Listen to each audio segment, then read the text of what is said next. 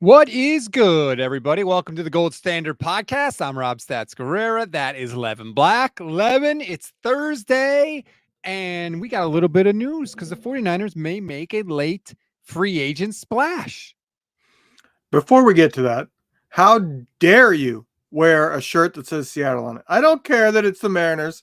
This is a 49ers show. You can wear something that said Mariners, but to wear something that just says Seattle with a picture of a Seattle Mariners hat, not good enough. It says Mariners on the At bottom. the very bottom.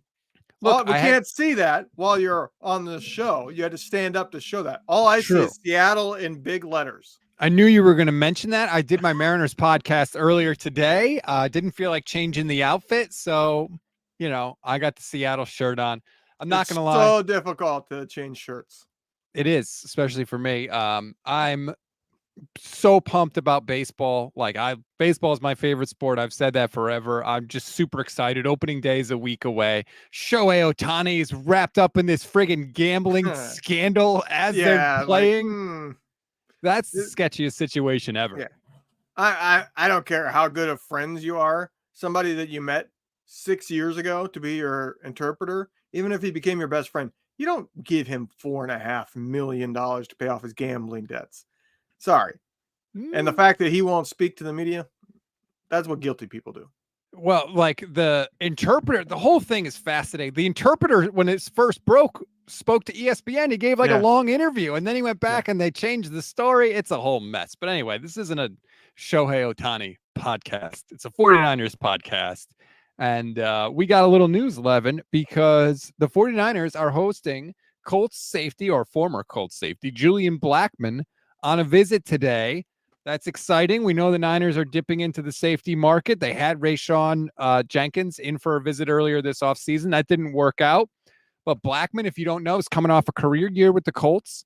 46.6 QBR he allowed when targeted. He had 4 picks last year, just a 57.5 passer rating allowed. This could be a nice little signing for the Niners. I think they need an insurance policy for Hufanga. You don't know what he's going to be. We've talked about that, but not gone crazy in depth with it. We mentioned it during the regular season, but now's the time to really look at it. And the facts are, he's somebody that anticipates really well, and because he anticipates so well, it covers up for the fact that he's not fast at all. He's very slow. He's a limited physical specimen as a safety. So he injured his knee. If he's lost a step because of that, then he's not good enough anymore, because he's already on that borderline. Mike Silver wrote in one of his columns that Hufanga's starting spot is not assured, that he could very easily lose it. I think he, looked at the safety market and said if the Niners wanted to make an improvement, they definitely can. I think there's a place for Hufanga on the team. I really do. I love Hufanga as a player. I love his instincts. I love the way he's always around the freaking ball. I wouldn't even there could be a package. Let's say Blackmon signs, right? If you have Jair Brown and you have Julian Blackmon, and then you have Hufanga in there is sort of like a hybrid defensive back linebacker, kind of like a big dime situation or a big nickel situation, something like that. I feel like there's room for both, but I don't begrudge the 49ers at all for dipping their toe in the water and saying, hey, we think we can get better. Yeah, I'm not saying Hufanga is not part of the equation. I'm saying they need an insurance policy, and I'm sure the Niners feel the same way. You don't know what he's going to be when he returns. Maybe he has fallen off. Maybe Jair Brown has a sophomore slump. Who knows? He only started, the few games at the end. So it's not like he came in and, turned the world upside down. He could have a sophomore slump to where you're wanting to put him, on the back burner and get him to kind of refocus and learn some things that the teams are doing to attack him, whatever holes in his game exist. They need insurance. The two they have both have kind of question marks where you're not 100% sure they're starters. And the other aspect of this, which, we don't like to think about, but Blackmon's only 25. He's an ascending player, and Hufanga's contract is up after next year. So that becomes part of it too, right? It's like, what if we like Hufanga, but on the open market, we think he's going to get more than he's worth? We need to have a backup plan in place. And then you throw on the ACL stuff on top of that, it makes sense why the 49ers would be looking into safety. Right. I don't know what Hufanga is. Like, I was already like, I was never huge into him. I do think at the end of that All-Pro year, like, he started out on fire. At the back half of it, teams kind of learned how to target him, how to limit his ability to make the game-changing plays. And without those, he's a below average safety. The game-changing plays is what makes him different. If he can't have those, then you got somebody that you don't want as your starter. And I hate to say that. I like the guy. I love players that are more advanced in the mental game, that are great at anticipating. I like that more than just here's a speed freak who makes up for all kinds of problems just because he can get there faster than anybody else. I like having that mental aspect, especially at a position like safety, where it's all about reading what's happening in front of you. Exactly. Like if there's a position where instincts I think are valuable, I think safety is it. But also like, and this is good and bad, but Hufanga is a type of player that can cause chaos because he might just end up in a place that he's not supposed to be. Sometimes that can kill you. Sometimes that can lead to a great play as a defender. It depends on what goes on. But I do think that there's a little element of unpredictability to him that I kind of like. I feel like to this point, more often than not, he's been correct. You know, he's made more big plays than I think he's allowed. Now, like you said, I don't know if that will continue, if teams get more film on him, whatever.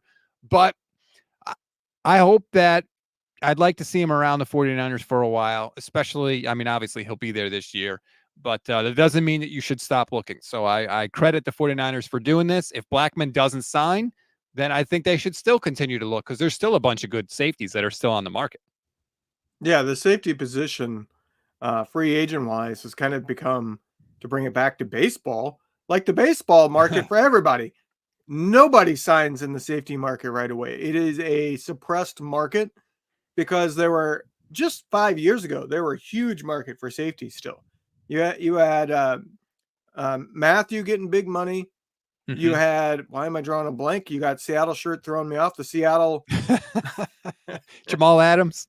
no, the guy before him, part of the actual great Seattle defense, not Cam Chancellor, Earl Thomas. Earl Thomas. Earl Thomas got a big deal and flamed out. I think teams have realized you don't need to spend money at safety.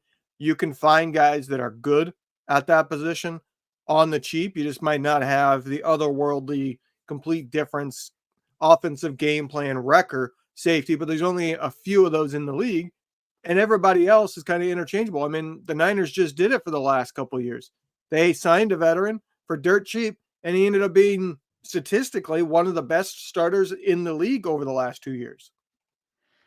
Nick Eller, YouTube channel member. Shout out to all our YouTube channel members, by the way. Please, if you want to support the channel, sign up and become a YouTube channel member. It's less than $3 a month. You get priority comment response, emojis, membership badges. Please do that.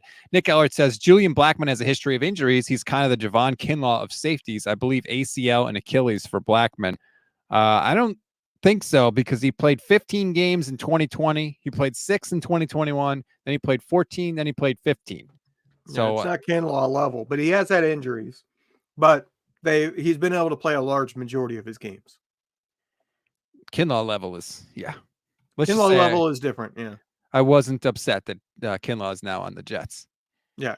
Kinlaw is very much closer to a herd level than actually being able to play through injuries, like say, George Kittle or a Deebo Samuel. Those guys are always hurt in some way, but they are able to play through it a large majority of the time.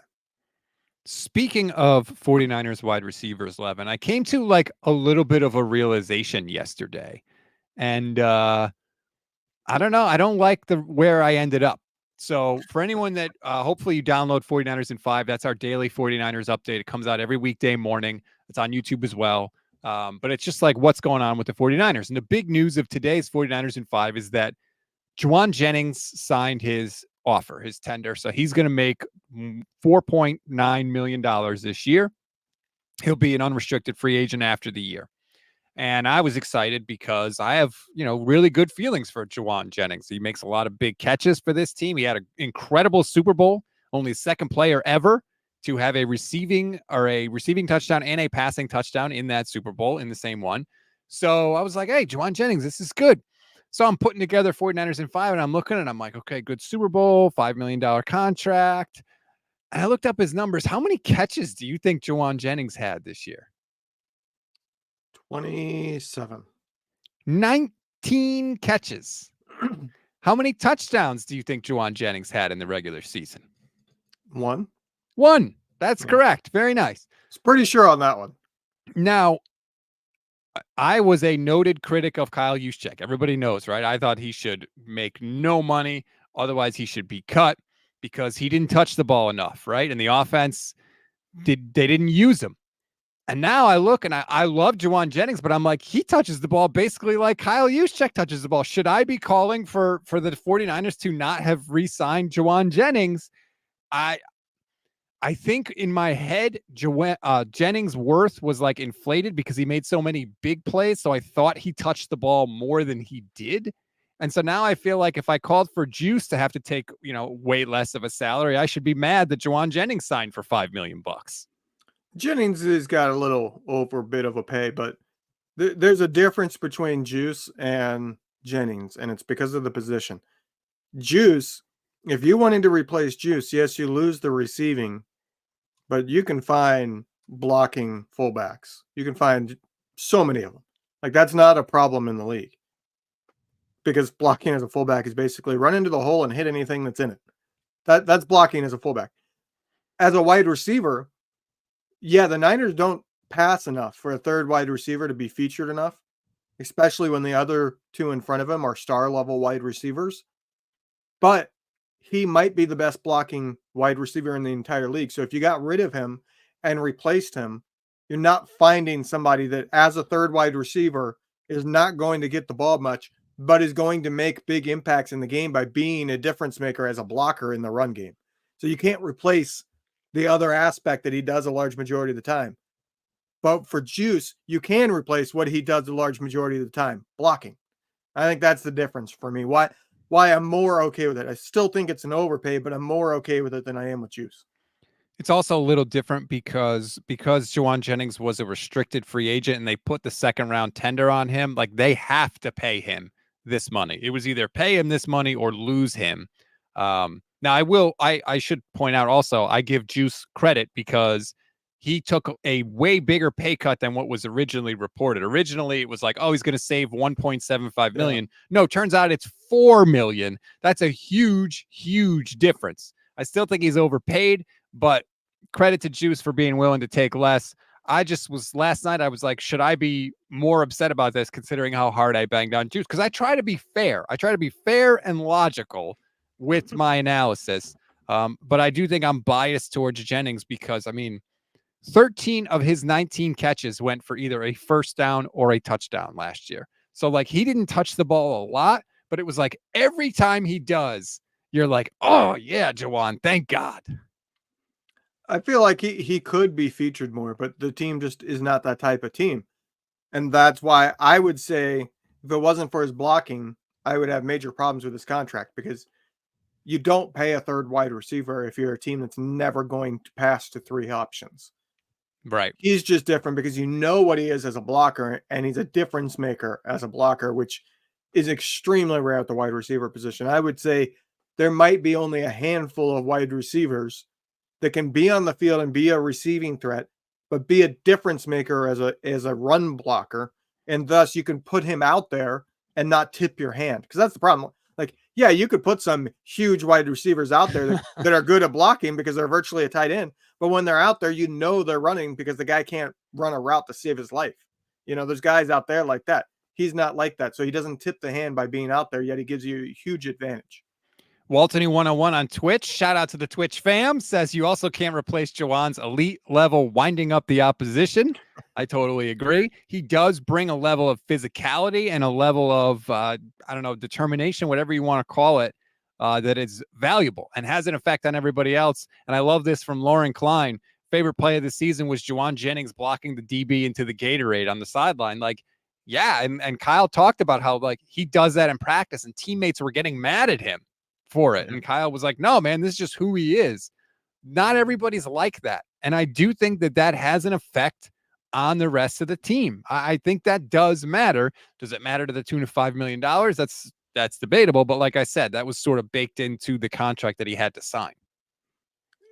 Jennings is got his second contract essentially, 4.9 million, and he's only the second best and not even close 7th rounder that they've picked in the last few years. They've gotten the value out of that guys spot. guys that are a long shot to even make the roster. He gets a second contract and he's not even close to being in the conversation for the best value as a 7th rounder on the team. Jauan Jennings, Michelle Majiuk's favorite player. She's so she's going to Florida tomorrow, so we're not going to do a show. I'm actually going to have Thor Nystrom on to do a little NFL draft talk instead. But I wanted to get Michelle's take on Jauan Jennings getting a second contract because she's so anti-Jauan. She going on vacation or what's the dish here? I guess she got family. She just let me know recently that it's happened. So she's out, which is a bummer because she advanced in the 49ers Media Madness tournament.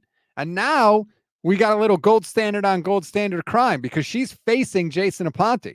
So that is an interesting round 2 matchup. Yeah, it's we'll see who wins. I don't know who the favorite would be in that one. It's a tough one.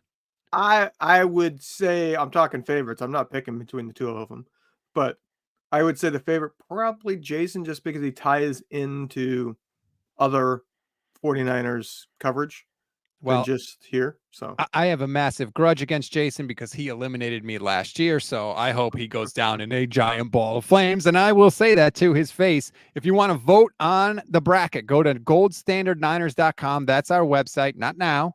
This is our time. But you can go and vote in the second round 3 days. So it'll be today, tomorrow, and Saturday. That's the second round. Every round is 3 days. And then Sunday we'll start the new round. Levin, unfortunately, you've been eliminated. Yeah, not surprised. You Wayne, hat tip, congrats. I did not expect to win. I don't think there's anybody on this bracket that I would have expected to win. I have one of the lowest followings because a lot of that's me. To be honest here. I'm abrasive, especially on Twitter, where most of the clicks to get votes comes from, and I'm not going to change what I am. So I'm not going to placate to try to get more followers, and that works in my detriment to this. Not to say that I could suddenly win this thing if I changed my tune. Definitely could not. Here's the thing. I will never win this thing. I'm facing Jennifer Lee Chan in round 2. I have no shot to beat Jennifer because here's the thing. Jennifer doesn't do anything to make anyone mad. Yeah. I do a lot of stuff that ticks people off. So I have no shot to win this thing. And that's okay. Again, the point of this is to expose you to new content creators that you might not have seen before. I saw somebody talking about the bracket and they were like, well, I don't know who this person is. Yeah, that's the point. Go to Twitter, check out their Twitter feed, check out their work. Maybe you're missing out on some stuff that you think is really good and really cool. That is the point of the bracket. It's not, that's why I don't do seeds. Like I'm not trying to do that. That's not the spirit of what we're trying to do here. We had some close votes in round 1, Levin. Here are the 3 closest matchups. Okay. Damon Bruce beat Joe Shasky by 13 votes. That was the 3rd closest. That one was a little surprising to me. By the way, our condolences to Joe. I understand his father recently passed away. I know he had to go and deal with that. So we wish him comfort in this time. Obviously, he could care less about the bracket. He's clearly got bigger things going on. That was the 3rd closest. So Damon moves into round 2. The 2nd closest, Bonte Hill beat Brian Murphy by 5 votes, 645 to 640. That was surprising. That little radio matchup there. Always like that. And the closest vote in round 1 came down to 3 votes. Akash Anavarathan beat John Chapman by 3 votes, 670 to 666. Akash works in tech. Are we sure that's legitimate? Talk about scandal. Forget Ohtani. If we have 49ers media madness scandals. Yeah, did Ohtani gamble on this bracket? Did he place a wager? Right. No, but his interpreter did. Yeah. So that was the closest one. I was really surprised by that. Like that is crazy. So round 2, we got some interesting matchups in round 2. Kyle Posey's up against Damon Bruce. I'm really interested to see where that goes. Jordan Elliott and Matt Mayoko. Jordan Elliott, little NBC Sports on NBC Sports Bay Area crime there. Yeah, it's interesting, but that one's not going to be close. Yeah, Mayoko. Nothing against Jordan, but Mayoko's right now, I would say, probably the king of 49ers beat reporters. I would agree. He got over 1,200 votes in round 1. I already mentioned me and Jennifer Lee Chan. Steph Sanchez is facing Matt Barrows. That is a tough one for Steph. I love Steph, but she's the underdog in that one. Yeah. I just realized I'm the only one of the gold standard that did not advance. Now that one bothered doesn't bother me I lost. I fully expected that, but I'm the only one? Hold on here. A lot of people are mad because Peacock and Crocker are facing each other in the second round. And they're saying, well, why should you do that? You should put them on opposite ends of the bracket. Some people think I did it intentionally so that we couldn't have a lockdown final. I promise you I didn't. I told you I randomized it to the point where I didn't even notice that this could happen in the second round. That's how random I made the matchups. So they are facing each other right now. Croc is the undisputed favorite. He's the defending champion. So I like Peacock, but I don't think he's got a shot. Yeah. I think Croc's winning that one. I don't know that he'll win the bracket. We'll see. I was surprised that he was that popular last year. You know, I knew Croc had a strong following. I did not think he would win this bracket over like the big beat reporters. Like I thought Mayoko was going to win last year. That was my favorite. David 184 Infantry says Levin getting knocked out in the first round is worse than Dalton losing weight at the end of Roadhouse. Adios, mijo. So who's the guy I got to fight and rip their throat out then? Oh, wow. That took a turn. Have you seen the Roadhouse movie? No. Let me guess. No. Yeah. Heinman says that's what it does. It's one of the best fight scenes of any movie. That's why it's popular. The movie itself, story's pretty crappy. But the fight scene is like a very technical, good fight scene where, it ends by him reaching up and ripping a guy's throat out. So got to watch out for that. Heinman says Akash bought bots. That's hilarious. And Waltony101 says Levin got 0% of the Twitch vote. Yeah, fuck you too. Oh, hey now. Okay. We'll get back to some 49ers talk in a minute, but let's just finish out a couple more matchups in round 2. Vish is going up against Tim Kawakami. Vish is a very strong contender. Let me just tell you, Vish is very popular whenever we do these brackets. I wouldn't be shocked if Vish won that one, which is impressive because Tim is one of the big 4 beat writers for this team. Nah, not anymore. That's what I was going to say is Tim is not in the forefront anymore. You know, he's the editor of The Athletic. He occasionally writes things, but he's kind of in the background a lot more now. So I don't think he has quite the following that he once did because of his role change. That could be true. Larry Krueger whooped Sour Death Sam, which I was really surprised about because I think Sam, like nobody else does a show like Sour Death Sam. That 49ers Public Access is a different type of show. And I know a lot of people like it. I thought he was going to go on a little bit of a run, knocked out in round 1. Larry Krueger moves on to face Rohan from 49ers Web Zone. So, Niners Nation, excuse me. So that'll be fun. Yeah, I'll be curious to see how much Larry very strongly pushing for votes. He was tweeting it out. If he ends up winning this thing, then pay attention to everybody else. If you tweet, you'll win. I mean, there's nothing wrong. I got no problem with it. That's not what I'm saying. He's the only one that's like really going, hey, go vote for me. So does that allow him to make a huge run and potentially win the thing? I mean, if you ask, that certainly helps. So, yeah. Oh, by the way, since we mentioned 49ers beat writers, you didn't respond to this when I texted it to you. So now I'm going to ask you about it on the air. Matt Barrows did a mailbag column recently. And it's a good column. I mentioned it in 49ers in 5. Everybody should go and read it. There's a lot of good info in there. But one of the questions in the mailbag column just bugged me. It just not a question. The answer is really what bugged me. Michael C. wrote in and said, "Why do we have to hear breaking news from national guys rather than you and the other Matt?" Which I think is a totally legitimate question. We've talked about it on the show, Levin. 49ers Beat does not break news. Yeah. Here's the answer from Matt Barrows, who, by the way, we love Matt. We've had him on the show. He joined us at the Super Bowl. We respect Matt Barrows. He's one of the better 49ers beat writers out there. But Matt's answer was, what? He said, "What, are you forgetting about my Ben Barch scoop from March 10th? The reason might be that the 49ers and the 31 other teams own the NFL network, and their reporters end up breaking the bulk of the league's transactions. It's probably a coincidence."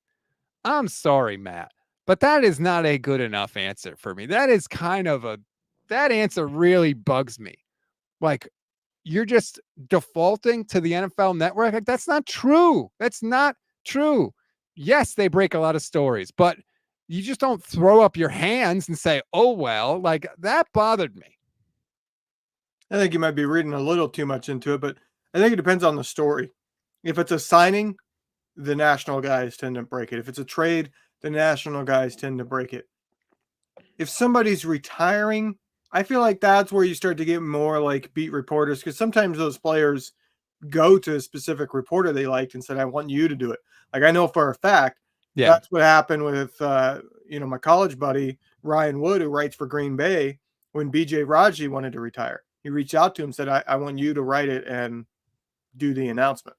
So, like, I feel like it depends on the story.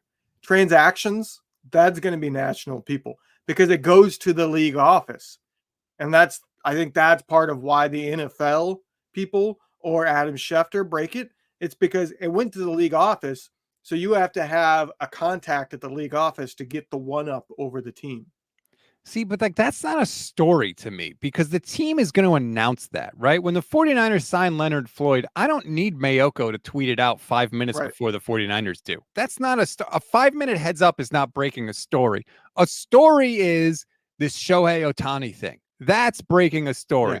Or maybe a fight in the locker room, right? You hear the details of a fight in a locker room or disagreement, or something happens on the sideline, something like that, something that the team doesn't necessarily want Right. out there. That's a story. Right. I'm sure the 49ers media does sit on certain things. Like, at this point, they have to, because there's been negative things that got out that didn't come from them. And that's what you're talking about. To me, what the 49ers media is lacking is what the industry calls enterprise stories. Those are more like, you have your day-to-day beat reporting. What happened? When?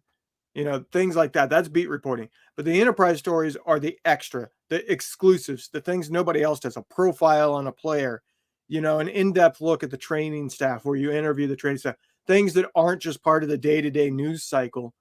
And there's not that much of that around the 49ers. I feel like there's less than other fan bases, although obviously I don't follow other fan bases quite to this degree. So I can't speak of, maybe this is an industry-wide change that I'm just only seeing now that I've focused in on the 49ers more and I'm no longer doing it myself. I don't know that aspect of it, but the thing, like a good example would be, the breakdown between Harbaugh and Balky, where there was a massive problem. Yeah, there was a profile written that detailed everything that happened. The fact that Harbaugh literally went into Balky's office and destroyed his desk over a disagreement and stuff like that. But that came out a full year later. Those are the type of things that, if you're truly plugged in and you're doing investigative journalism, you find out, a week later, while the season's still going on and people are forced to answer questions about it. Harbaugh never had to answer a question about whether or not that took place. Balky never had to answer a question about whether that took place. That's what's missing. Jeff McClain is an Eagles reporter for the Philadelphia Inquirer. He had a report last year that the Eagles were the most miserable 10-1 team in the league. That's breaking a story. Now, granted, it's a little different because the 49ers have been winning, so there hasn't been a lot of negative stuff, but this is not a one-year trend with the 49ers beat. This is a trend that has been going on for a while. Right. And there's the story. It might be that same story, actually. I can't remember who wrote it, but talking about the Eagles, and then after Big Dom was suspended, things went to crap because basically Sirianni was getting into it with players all over the sideline, and it was Big Dom that used to come play, Mr. Peacemaker. Policeman and keep the coach from overstepping and would pull him back in those cases. And when he wasn't there, that's what caused the rift between players and coaches. That's the type of story that I feel like we would have never learned about until like a year later when Sirianni is fired from being the Niners coach or something, like that. Yes, that's the difference. And so I saw that answer like, oh, well, the national guys get the stories. It's like, what's your job to find the stories? It's your job to do the digging. And I don't know. It just bugged me. And again, I like Matt. We've had him on the show. I would tell Matt to his face. I would ask him about that because it does bother me. Just like when he had the Brock Purdy report about the S2 test about how Brock Purdy's score was elite, and he didn't report that Trey Lance's score was also elite. I had him on the show and asked him about that. So like, I'm not speaking out of turn here. But anyway, that just bugged me a little bit the wrong way. Anything else you want to add to that before we move on to the Brandon Aiyuk stuff? No, I mean, Nick Ellard has a good comment in there. I forgot to bring my mouse down today, but he asks, what about the story of Chase Young having neck issues? That just came out. That's a good example. That's a relevant, timely example because it just happened and nobody knew about it. Nobody knew that, not that it excuses the effort issues that he had, but okay, he had a neck injury. How did nobody know about that? He had a neck injury that the 49ers knew about before they made the trade. It's since come out that they were comfortable with the status of that injury when they made the trade, but it's also why they got him for so cheap. And yeah, like, was he even on the injury report? No, I don't even know about that. So yeah, I think it's fair to question. I think that any 49ers fan that doesn't question why this, like, the situation is what it is, I think you're either naive or you just don't want to know anything bad ever. Like, those are one of the two options.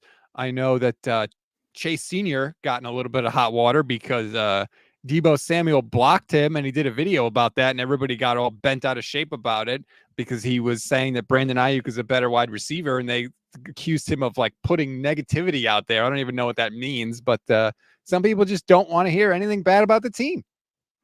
Yeah, that's why I got no following.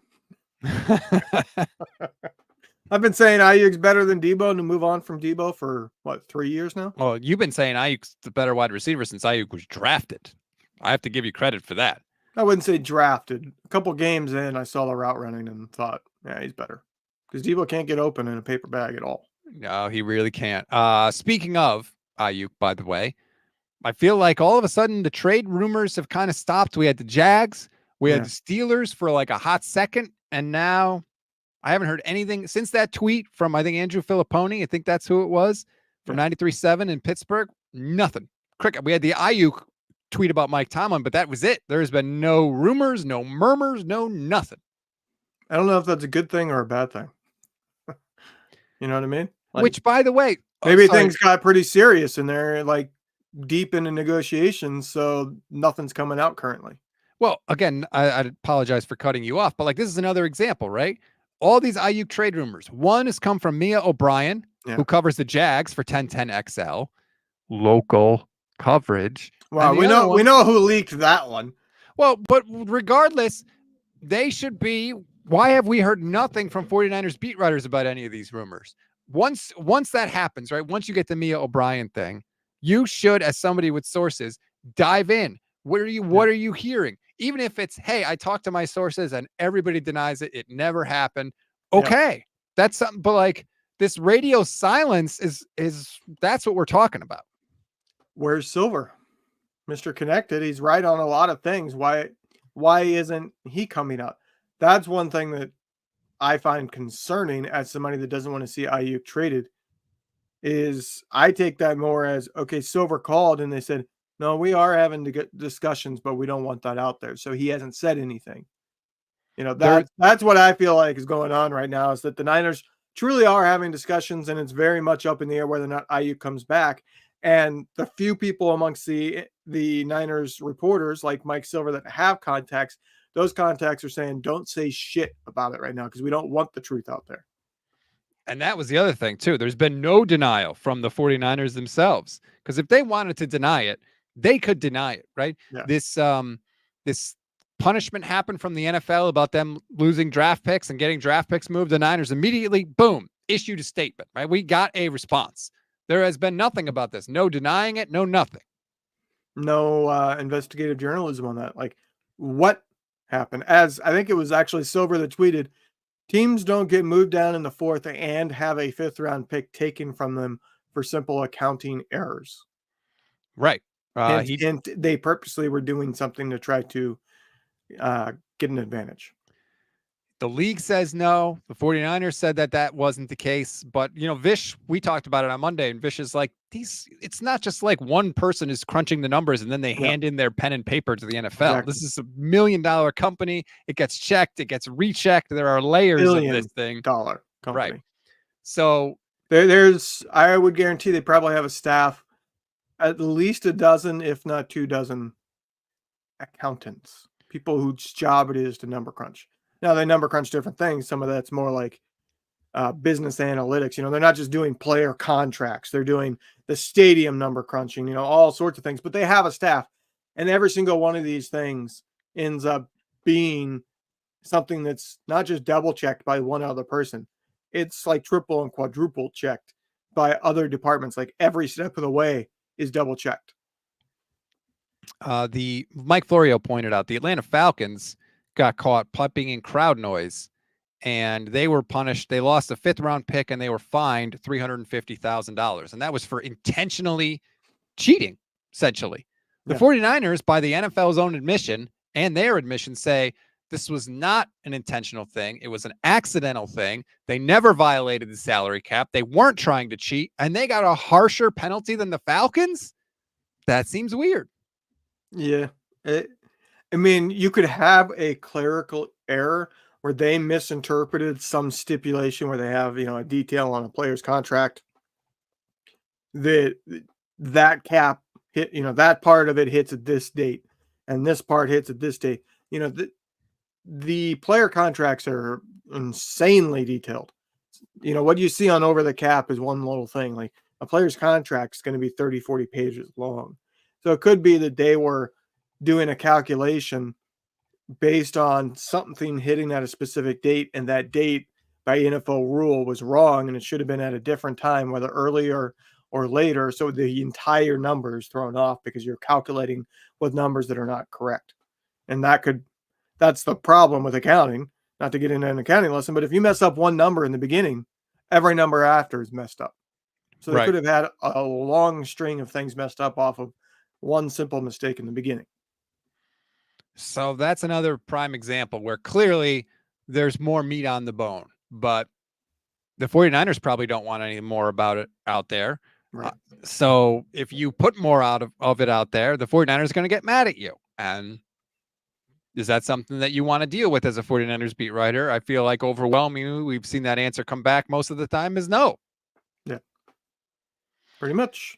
There's nobody out there that walks that fine line of, all right, I will put out negative stuff when it's relevant. And I'll also walks the full line of being fair in everything. Going to do the negative, going to do the positive. That's it. We have one person that does the negative, but we all know Cohn goes too far with it. And he purposely tries to spin everything negative because that's his shtick. And then you have the Lombardis of the world who purposely try to spin everything positive. And then you have people like Mayoko. I don't know Barrows, whether or not he does it. It certainly seems like it with the amount that doesn't get investigated, where they squash certain things. They might hear something, but then not put it out because they don't want to lose other things. The 49ers do seem to be much more willing of, all right, you published something I didn't like. I'm never calling on you. You're not getting a question in any press conference because you saw it firsthand, but it was that way even at the college level when I was in college. You get to a post-game press conference, there's 100 questions that want to be asked, and there's only going to be maybe a dozen. And so getting called on, if that's how the team plays it, is a way they can do a power move. And that's how that's how the Niners do it. They have a guy, he has to point at you, and that's when you get to ask your question. Whereas when I was in college at Ball State, the way it worked was basically whoever didn't shut up was the one that got their question in. So you would just speak and you purposely try to jump in and beat it. you saw that a lot more with the player interviews, where it was nonstop people going at it, trying to get in At the Super Bowl. edgewise. Right. So the NFL or the 49ers have a ability to control the interviews. Mm-hmm. Thus, they have power over you as a reporter. So if you write something they don't like, you might not get called on for 3 weeks. It's a way that, and they don't have to like take away your press pass, right? You're great. You have a press pass, Levin. You're at every press conference. We're not doing anything to you, but we're never going to call on you. So you're never going to get your question asked. Now you could still be in a locker room and find guys afterwards here and there, but that's a different thing. It's a different thing. And so do you think we'll find out more about this clerical error? Yes, but it'll either be right before the season when training camp's already underway, or it'll be after the season. And it will be, I bet, I'm trying to think now. I would say that there's a decent chance that it's one of those, oh, they have Monday Night Football. Let's do a sit-down interview with John Lynch, and we'll ask a cupcake question and allow him to sidestep it so that it's addressed, but not really addressed. Right, when Trey Lance got traded, and then John Lynch was in the booth with Papa and Tim Ryan. Yeah. Oh, man. Good times. Anyway, that's the news as we see it. We will keep you posted if anything happens. Again, like and subscribe to the channel, rate, review, and follow the Gold Standard Podcast Network. Go vote for the bracket, goldstandardniners.com. Vote in the 49ers Media Madness bracket. Round 2 starts today. I don't know who we're going to pick. There's not going to be, there'll be at least one Gold Standard member next round because Jason and Michelle are facing each other. So one of us will survive, but please go and vote. Enjoy the rest of your Thursday, everybody, and we'll talk soon.